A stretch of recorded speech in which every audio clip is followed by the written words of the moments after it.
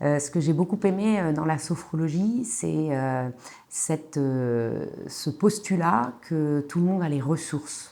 Les ressources pour faire face, les ressources pour aller bien, les ressources de la confiance, tout ça est en soi. Pour des raisons X ou Y et des environnements plus ou moins difficiles, tout ça disparaît, mais c'est ancré dans les personnes.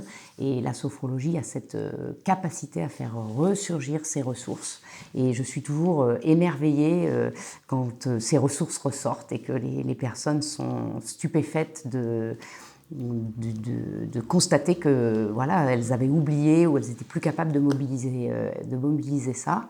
Récemment, j'ai notamment un monsieur très soumis au stress au niveau professionnel et les effets de ce stress pour lui étaient l'incapacité de se concentrer. Réel, c'est-à-dire 5-10 minutes, impossible de se concentrer sur un travail d'ingénierie, donc difficile de ne pas se concentrer.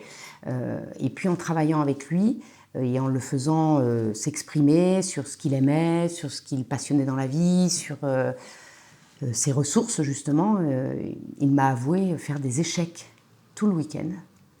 Et c'est quasiment l'exemple le plus flagrant de la capacité de concentration.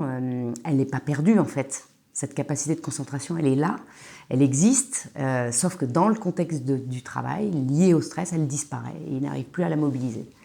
Et il est revenu sur la séance d'après en me disant alors maintenant j'ai mal au cervical, j'ai plus de problème de concentration, on va retravailler les cervicales, mais la concentration c'est revenu, c'est magique.